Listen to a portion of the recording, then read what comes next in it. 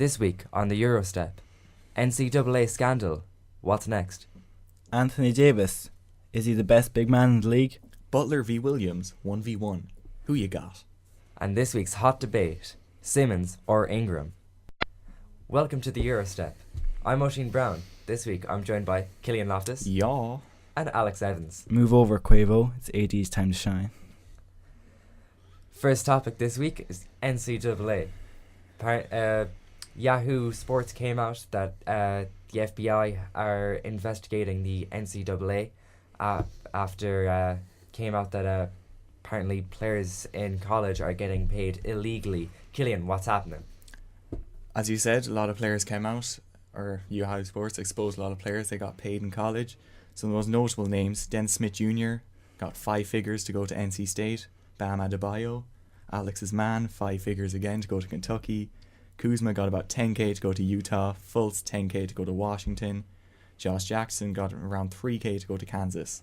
And even this year, DeAndre Ayton, I think it is, many people's number 1 pick in the 2018 draft, got about 100k to go to Arizona.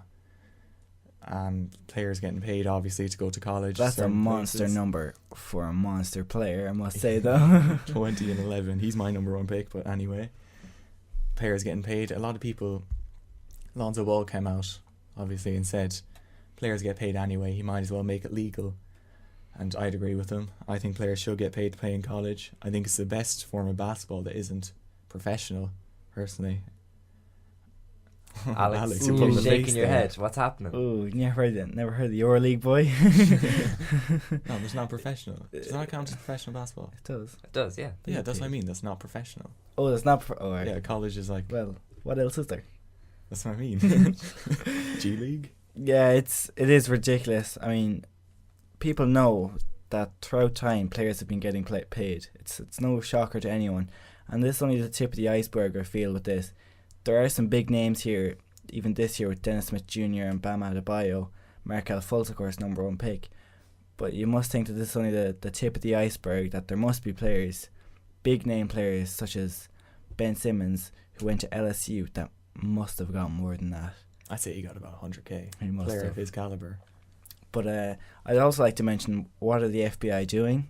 Investigating the NCAA. Do they not have anything better to do in America we have today than to investigate the NCAA? Well, what's gonna happen now? Like, I mean, they can punish the players. They can punish the agency firms who are paying this money, but is something more going to happen? Is this going to be the start of something big? Killian, what do you think? I think it might turn to the NCAA maybe paying their players, or at least the kind of high profile players who go to the bigger colleges like Kentucky, Duke, etc. It's reported that the NCAA, which obviously includes basketball, football, other sports, lacrosse, Amateur wrestling. they've made about $23 billion in the last 20 years. So it's not as if they don't have money there to pay their players, and they do make them a lot of money, obviously. With March Madness every year, everyone loves a bit of March Madness. Who doesn't love March Madness? It's starting soon. Starting soon. Look out. Bracketology.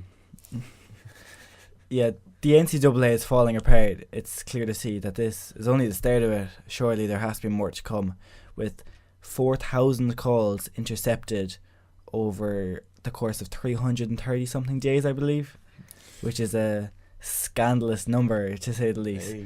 But it's also scandalous how these players are not getting paid. The amount of revenue they bring to the NCAA as a company is ridiculous, as Killian said, through attendance at games, through merchandising. Now, they're not allowed to have their names on the back of jerseys, but even with their numbers, and just, if you see Markel Fultz out there in a Washington jersey, you're going to want a Washington jersey too. Yeah. He brings in money. Not in a Philly jersey, though. But also, it's time for LeVar Ball to shine. He's come out promoting his new Junior Basketball Association, and that's exactly what we need in a time like this, with the NCAA collapsing. Players that do deserve to be paid, they're getting exploited here.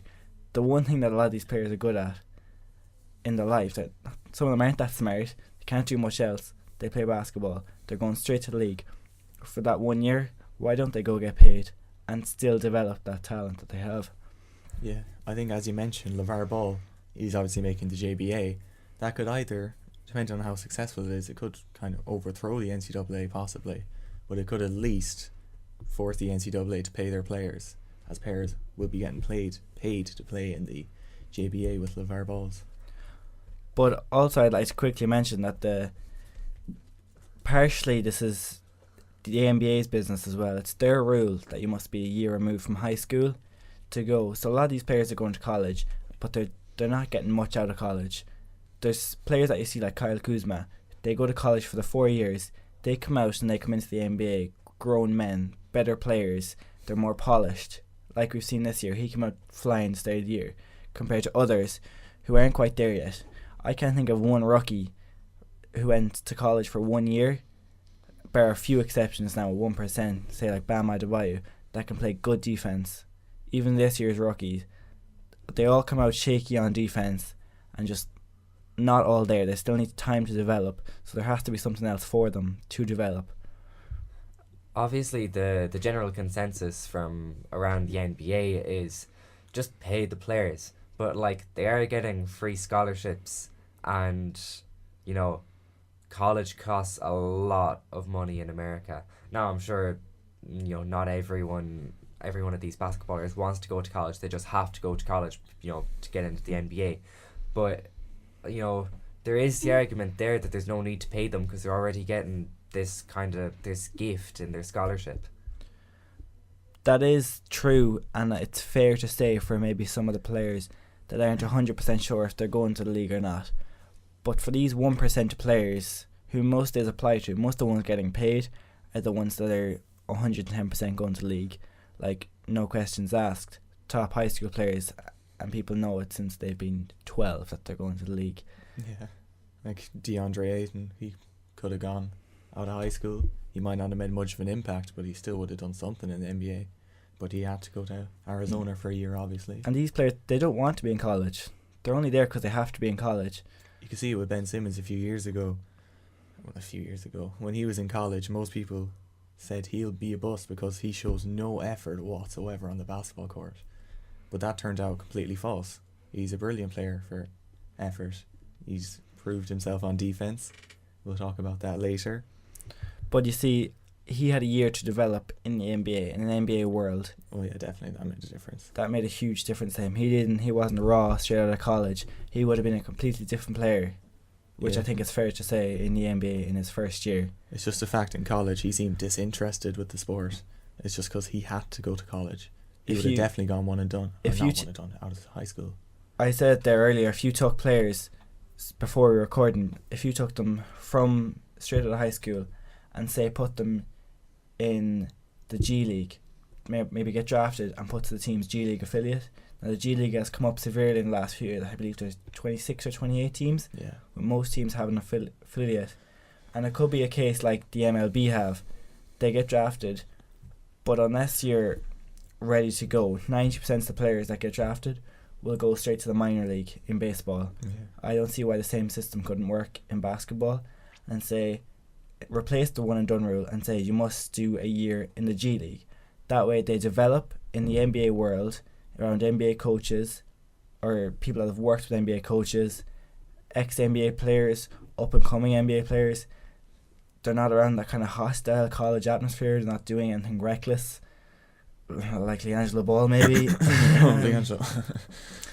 And they just get that year to develop in the NBA world, and they'll be much more suited when they do enter the league. More mature. Gillian, obviously we've heard what Alex wants to see happen. What would you like to see happen now? I personally would like to see NCAA players get paid. Like mentioned before, they generate so much money for the NCAA, and college has a different kind of atmosphere to the NBA.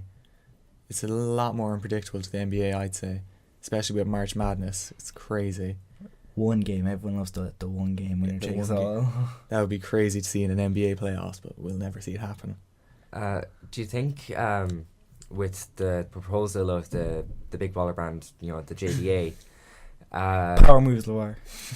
Do you think that you know, if the NCAA decide to paid their players, does that not defeat the purpose of the JBA? Would the JBA instantly be a bust if the NCAA decided to change this rule by the time the JBA is up and running? I mean, it's LeVar Ball.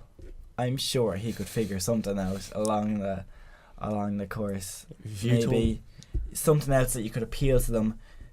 College would always be college, whether they decide to pay them or not. The JBA could go for the sort of G League route and have that kind of professional atmosphere for the players, but still all around their own age kind of competition. And all, you're based in your different cities. You're living an NBA life, but you're not in the NBA or college. It still has that edge to it that's not quite the same. It's still unique enough, I think, to work. Yeah. Or I hope so, at least, because it's Big Baller brand. It's got to work. Could the JBA end up being more like the XFL, where people who aren't good enough for the NFL end up just going there and playing there for their whole lives, kind of similar to, I suppose, going abroad now? Would that kind of defeat the purpose of going abroad because you didn't get drafted? Again, it's hard to know. It's LeVar Ball. Like, he sent his 2 kids to Lithuania to play basketball. You don't know. See, a lot of this reason is because, as we all know, LeVar Ball was fed up with college basketball. He withdrew his son because how long the NCAA were taking. They said he needs to, after that whole Louis Vuitton incident, he wasn't very happy with the way he was handled in that. So he set up a new way that he felt. So maybe as his kids enter the NBA, he might go a different route with his league. Commissioner Ball, you don't know what's going to happen, really. It's hard to tell at these early stages when a game hasn't even been played in the league. I mean, it's LeVar. If you're listening, LeVar, you still haven't hit us up. What's happening? Still waiting on the sponsorship. Okay, we better move on. Anthony Davis, he has been on fire for the last few games. Alex, I'll start with you. What do you think of his recent streak? Oh my. He is playing inspired basketball in the absence of DeMarcus Cousins. Last night, even in 38 minutes, put up 53 points, 18 rebounds, 3 assists, a steal, 5 blocks on 55% field goal accuracy and 21 free throws. Now, they just overcame the Suns in a 125-116 win, but he's on fire last night. And over the last 6 games, the Pelicans have gone undefeated, and over them 6 games, 42 points and 15 rebounds for AD. Phenomenal numbers. I would also like to do a quick mention to Devin Booker, who had 40 points last night, which I think he had like 10 rebounds or something as well. 10 rebounds as well, and 7 assists, which got completely overlooked. Yeah, that's the kind of impact a guy like AD has. He is a monster night to just throw Devin Booker to the side, but he's been an absolute beast. It's kind of the start of it in the All-Star game when he chose to wear Boogie's jersey instead of his own. I think that's where it all kind of started. I think personally he was the best big man in the NBA before this. I think this just further proves that fact that he is the best big man in the NBA. The only really weakness in his game is his injuries. He gets injured far too much for a star player like him. But like I said, he's an absolute monster. I'd love to see him on the Celtics one day. Ooh, it's going with the running team. It's scandalous he's on the Pelicans. He needs to be on a big team. So does he need to move, or can the Pelicans build a better team around him? The cap situation in New Orleans, it's not ideal at the minute. They don't have much room to work with at all, and all they have to show for it really is Drew Holiday, Boogie Cousins, and injury-prone AD. Rondo. Nikola Mirotic. Yeah. What does this do to the Pelicans' chances of playoff success this season? I think they can still make the playoffs. Are they still 8th in the West? They're still 8th. I think they're a game ahead of the Clippers. But it's a tight Western Conference. It is. Missing DeMarcus Cousins, we've seen AD be on fire. Equally, it's the NBA. 2 weeks' time, he could have the coldest 6 games of his career, and they could miss out on the playoffs just instantly like that. You never know, especially with the team they have. They rely so much of their offense and defense to go through him, and especially in in the Western Conference, how stacked and how close it is. From 3 down until maybe 9 or 10, there's only a handful of games splitting the teams. I think 4 games split 3 down to 9. So with 20-something games left, coming down with injuries, all the injuries we've seen this year, different performance, teams going up and down, you don't know really with the Pelicans. They're 5th right now. I do think they'll fall slightly, They're maybe. tied 5th. Tied 5th. They With Portland. With Portland, OKC only a game ahead of Denver and 2 games ahead of LA. I do think 9. OKC will pull up to the 5th seed, but I do Pelicans will still make the playoffs in my eyes. Guaranteed if AD keeps this up. AD's too good. Also, what is a successful season for the Pelicans? Is it more about where they finish in the regular season or what they do in the playoffs? Because realistically, conference second round of the playoffs is probably where they're going to cap out. But what is a successful season? Get some playoff experience under AD's belt. He hasn't had much experience at all being in New Orleans his whole career. He made it in 2015, didn't he? Got swept by the Warriors. They don't do much down in New Orleans playoff wise, but it's get some experience under their belts, get Buggy back for next year, and try and make another run next year. If things don't work out, things don't work out. But that's all they can do. I really don't see them. They can do anything else. Unless you have another opinion. I say if New Orleans, like I said, they'll probably make the playoffs. If they could compete with the team in the first round without DeMarcus Cousins, I think that might get a free agent or two, maybe not the bigger names. Some vets. Some quality vets, some good role players, maybe a good starter or two. They could say something going on in New Orleans. I want to see what's going on there. Try it out for myself with Anthony Davis and of Cousins. Course, tanking is off the table at this point of the season as well. There's just not going to. I just felt that question could have been coming on there much in a second. So I just thought I'd put it out there. Look, they're too far advanced to try and tank. Cause, going back to looking towards the summer, is it rather than trying to sign new talent, is it more important to try and keep Buggy Cousins at the team rather than looking for more talent? Yeah, Buggy seems happy in New Orleans, though. He's obviously number one priority, and there's no one it's keeping Buggy that you're going to put over him. Yeah, keeping Buggy. Then if you keep him, you can look at other people. Aside from LeBron, he's the biggest free agent this year. Yeah, and LeBron ain't going in New Orleans, so I don't see where they could be looking. I think Buggy will stay in New Orleans. Like he and Anthony Davis have a brilliant partnership. They be getting on well on and off the court, which is always great to see in an NBA duo. What do you think the Pelicans could get if they wanted to trade Davis, or would they even consider trading Davis? A lot. That would be some package if they traded Anthony Davis. What, 4 or 5 first round picks? Or some young players. You'd want at least 2 or 5 young picks. 2 very good young players. And maybe Jason Tatum, Jaylen Brown. So he's just definitely going to Boston if he's traded. Is that it? Unless you can think of somewhere else better, he might go. Well, with the cap situation in the NBA, there's not many teams that want to give up young players. There's only a handful of teams that have the assets to go out and get a guy like Buggy, but still compete. You might have a young team like, say, the Knicks. They might have the assets to get him, but there's no point in getting him. They're not going to competing anytime soon. They'd be in a worse situation than New Orleans. He would. Yeah, it doesn't make any sense. So for the meantime, Anthony Davis is hopefully going to tear it up in Pelicans, and so hopefully, no injuries. Praise the Lord. Can't take any more. Touch wood. There's just been so many injuries. And moving on to someone who just got injured during the week, Jimmy Butler. He managed to avoid tearing his ACL, so that's good. With the amount of players who've been injured this season. Now, we have to go back a couple of days to the All-Star game that Jimmy Butler did not play in. He was in a bit of a row after Lou Williams, made fun out of him not playing in the All-Star game. Now, Jimmy Butler, he did reply, I'll put up my 100 grand that I won if you put up 100 grand. If you have he 100 called him grand. I think Lou Williams has 100 grand. For a one-on-one game.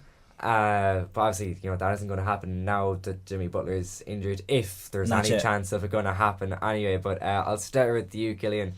Talk us through Lou Williams versus Jimmy Butler. I take Butler every day of the week. Alex. No, Alex? The facial expression. I think Williams' stats are a bit inflated on the Clippers, to be honest with you. Jimmy Butler's putting up quality numbers on a very good team in the Timberwolves. He's putting up 22 points per game. He's shooting better percentages from the field than Lou Williams on less shots, on a similar points per game. And I think especially if they did play a one-on-one, the one thing Jimmy Butler has on his side is defense. He's one of the best defensive guards in the NBA, and he could maybe put a bit of clamps on Lou Williams and take him in a 1v1. First of all, before I go on about how good Lou Williams is, I'd like to say Minnesota are at the 3 seed at the minute, but it looks like Butler's going to miss the rest of the regular season, and I hope for their own sake that he can come back and fit in well, because if they fall and they go up against a squad like Houston or Golden State, like they're only 4 games, Even San Antonio. or even make the playoffs. They'll make the playoffs. They're only 4 games ahead of LA, and we saw how bad they were last year, and now they're missing their best player, their star piece, their leader on and off the court. Hopefully the young guys there can keep it up, so Butler can have playoffs to come back to. But anyways, Lou Williams is a walking bucket. He's proven he can score on anybody in this league this year. Yeah, Butler can be a good defender, but Butler's not going to get him at the half court line the whole game of one-on-one. He's going to get tired eventually. But Williams ain't going to make a half-court shot, so we don't got to guard him at that. But he's shown us that before. I still take Jimmy Butler. I don't know where you're going, honestly. I think it's more I'd like to see Lou Williams win that, just because all this. Just despite Jimmy Butler. Yeah, I think he'd come out far more determined to show that he is an all-star. I think the best thing is as well, of all the players in the NBA, I think Jimmy Butler and Lou Williams are two who would make a 1v1 game happen, just because we saw Lou Williams was very annoyed that he didn't make the All-Star game, and Jimmy Butler's a very proud person. He wouldn't want to be kind of disrespected by a guy like Lou Williams. He'd want to show him how it's done. By a little munchkin. A little munchkin. He'd want to show him how it's done. He'd beat him in a 1v1. So you're taking Jimmy Butler if that happens? Every day of the week. And Alex, I don't know who you think will win, but you clearly want Lou Williams to win. The walking bucket. The walking bucket. Jimmy B buckets. He can make Jimmy it rain G too. buckets. The G stands for gets. Oh yeah. Get your head in the game, Killian. Get Come your on, head we in only the have game. like 10 minutes Say left. High School Musical, man. Come on. High School Musical, baby. Okay, we're going to move on to this week's hot topic debate. Last night it came out that most of the club's franchise executives think that a long term Brandon Ingram is going to be better than Ben Simmons. Killian is already shaking his head. We haven't He's even not got happy. started He's yet. not happy. But Killian, I'm going to start with you. Brandon Ingram or Ben Simmons? Is that even a question, Oisin? Yes, sir. It is not. And we are asking it. Ben Simmons every day of the week, like I said with Jimmy Butler. He's proven this year he's a historically good rookie, even though his rookie status can be questioned a little bit. Even for a sophomore, he's putting up brilliant stats. At 16.5 points, 8 rebounds, 7.5 assists, 2 steals, 1 block per game. 6th in the NBA in assists, 8th in steals. He's been brilliant in his rookie year. And as a massive Ben Simmons fan, he's my favourite NBA player. I'm very happy to say he's been a beast. He's been brilliant from the field as well, shooting 53%. And one of the main things in his season is his triple-doubles. He's been brilliant. He's had so many triple-doubles. He's 3rd in the NBA in triple-doubles, tied with Nikola Jokic. And all-time for rookies, he's again 3rd all-time for rookies. Lead behind only Magic Johnson with 7, who's on track to beat, and first place Oscar Robertson with 26, which is just an outrageous stat. Every day of the week, Ben Simmons is a better player and will be a better player. I'll give it to Simmons right now. Right now in this NBA, Simmons is a better player. But Brandon Xavier Ingram is unstoppable. I give it. He still needs to develop. That's a given. He's lanky. He's skinny. He's listed as 6'9", 190 pounds. We all know he's more than 6'9". He must be 6'10". Kevin Durant's Pushing 6'9" as well, supposedly. Supposedly, he's 7 foot at least. This year, he's taken a step up, averaging 16 points and 47% from the field. But he's shown flashes of brilliance and excellence. Once he develops a bit more, like I said, wasn't that polished coming out of Duke, the number 2 pick to Los Angeles. But he can step up in big moments and big games. He had 32 points versus his cousin, maybe, KD. They're not obviously related, but he's had multiple blocks where he's shown defense as well, like three block games. Even last night, he's shown how he can defend as well as on the offensive end. He's been a playmaker on that Lakers team with, again, multiple 10 assist games, and he's a pure scorer. He can score from anywhere on the court. He's so big, he can shoot over anyone. Like Kevin Durant, once he develops, there's not going to be many guys in the league that are going to be able to defend him. I'd say Ben Simmons is one of the people who would be able to defend him. Ben Simmons was questioned for his defense in college, as I mentioned earlier. He showed no effort on the defensive end. Many people said that would be one of his biggest weaknesses in the NBA. But this year, he's shown he can defend. He's about 7 foot or 250 at the point guard position. No one can get past him. He's a 103 defensive rating compared to Brandon Ingram's 109. And as I mentioned earlier, averages 2 steals and a block per game. He's also 3rd in the NBA in defensive win shares at 3.3 and 4th in defensive plus minus at 3.2. You said Brandon Ingram has shown flashes of brilliance. Ben Simmons has been brilliant all year long. Take your coat off. It's getting heated in here. Alex, response. I mean, you're talking right now. There are stats from this season right now. As Oisin said, the report has come out that many believe that Brandon Ingram will be better. No one's saying that Brandon Ingram is better right now. The reports say that he will be better.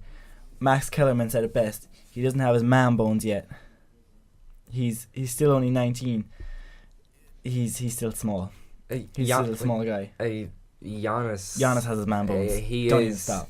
He has his man bones. I think he's a good example to compare Ingram to with regards to body composition. Like, obviously Giannis was, he had no man bones coming into the league. Now he's a monster. He is the Greek freak, or Tony from Per Sources, Nigerian freak. We'll talk about that another day when we have him on.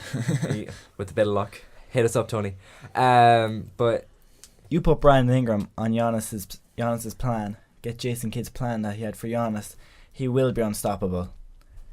Giannis is another animal compared to Brandon Ingram. And I don't mean like in terms of talent. In terms of his body, Giannis is a god.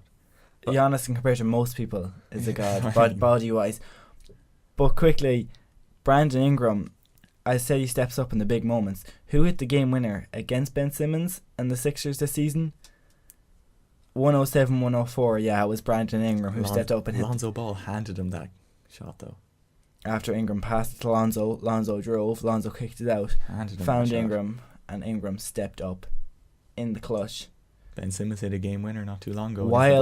While Ingram also in that game put up 21, 7 and 6. People say he's going to be an unstoppable scorer, but 21, 7 and 6, that's a so-called Ben Simmons game that's doing everything on the court. That's an average game for Ben Simmons. You don't even mention that for Ben Simmons, yet that's a very good game for Brandon Ingram. Ben Simmons has shown he's a basketball genius this season, and that's only going to get better over time. He's been a brilliant leader all year for Philadelphia. I think everyone can agree he's the leader of that team. If not, you've never watched the team play, it's a fact. Embiid's the best player, Simmons is a leader. He's only going to get better as time goes on.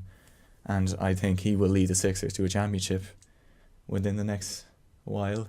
Not a few years.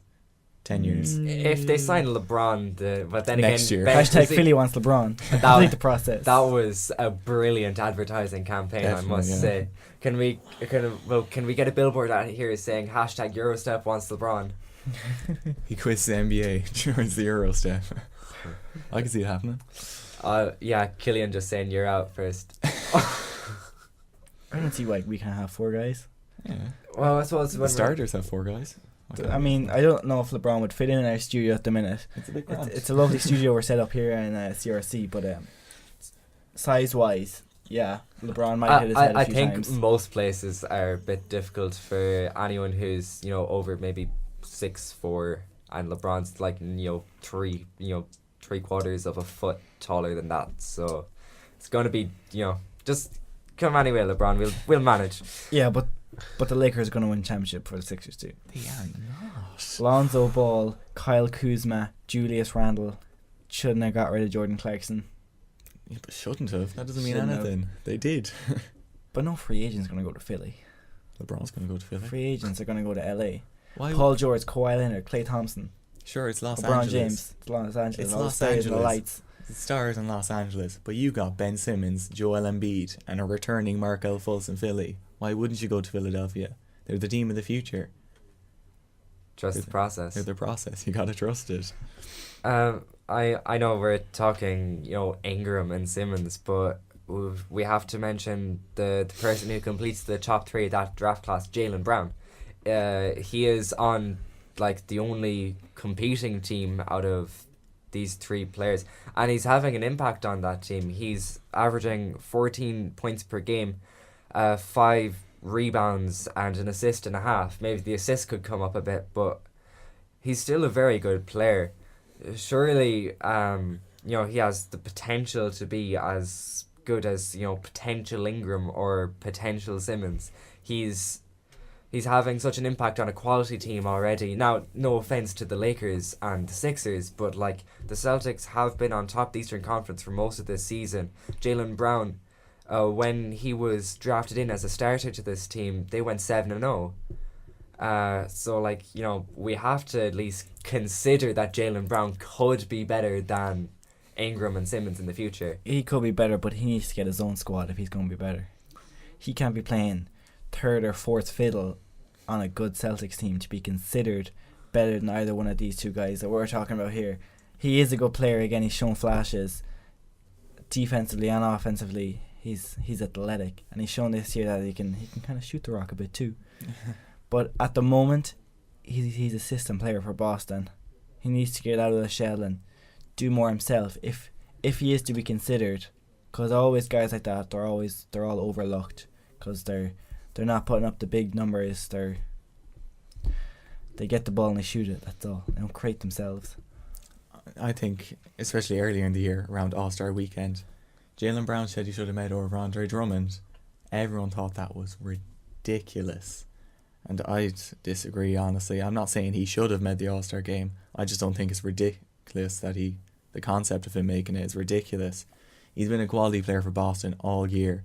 One of the main things I think is since last year, he's doubled every single one of his major statistics: points, rebounds, assists, steals, and blocks. Who do you think is better, Simmons or Brown? Simmons every day of the week. I'm just saying, Brown's You're trying to make a beast. case for Brown here. Brown as well. He's not even in the conversation. Brown has a mental work ethic as well. Like you said, he's improved his jump shot a lot. Especially even from college, he shot 29% from 3.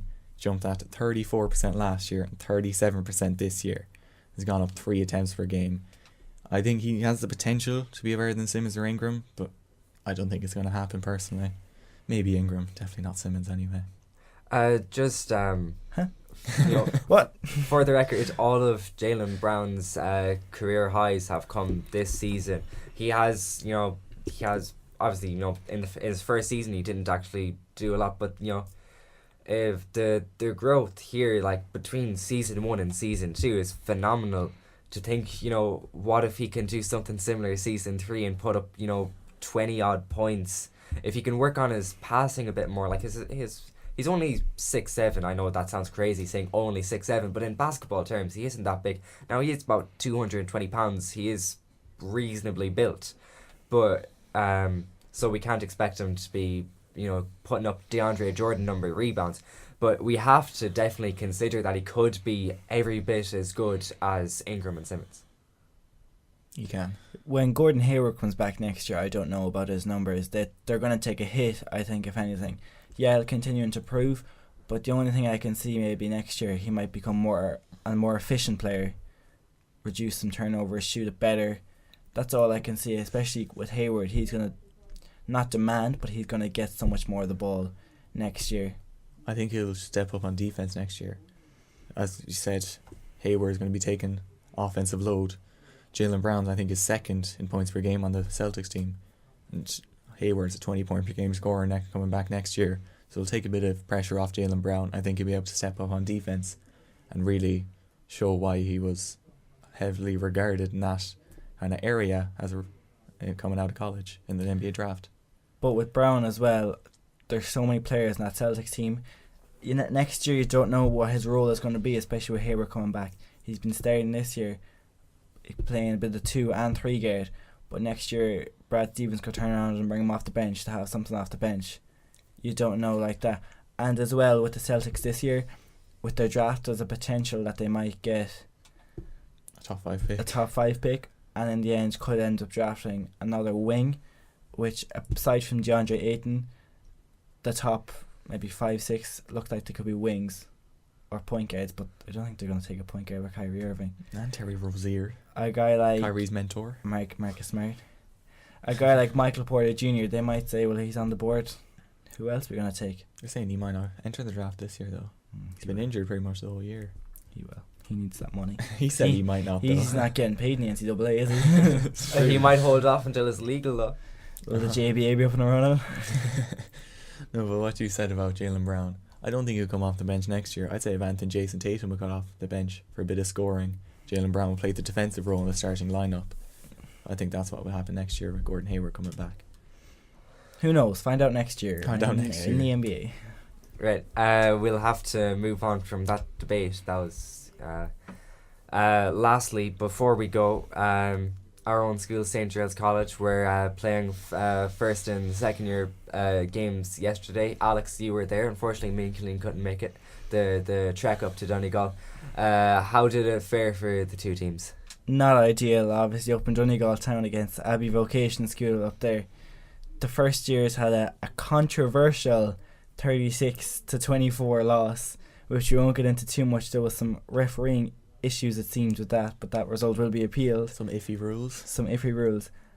They nearly had an inspiring comeback against it. They really got rallied up in that third quarter, but the second years had a lot tighter game. They only lost by 4 points in the end, and in the fourth quarter it was decided 8-4 to Abbey Vocation in that fourth, and it finished 33-29. But hopefully we can see them pick it up and make a run this year. Hopefully. Can't wait to be at the next game. Tomorrow, actually, you can hear about it on our next episode, maybe. Maybe. Right, so that's all for this week. Check out our social media. We are Team Eurostep on Facebook, Instagram, Twitter. Also, we're on Patreon. If you enjoy our content, please support us on Patreon. The €1 helps. The €1 helps. Give away, it's half the price of your 6-piece nuggets in McDonald's. Thanks to CRC for the studio again. It's working a treat, and I think that's all for this week. Shout out to you, Fred. I know you're out there. You had to mention it. You had to do it. He's my guy. He's your guy. And if LeVar Ball is listening, the sponsorships help as well. And I'll take it. If LeBron, you're listening, don't go to Philly, come to Castlebar. We'll get a new studio just for you. And we'll show you where Castlebar is. Anyway. I think we're going off topic a bit. We have to go now. That's goodbye from Killian, goodbye from Alex, and goodbye from me. Until next time, keep grinding.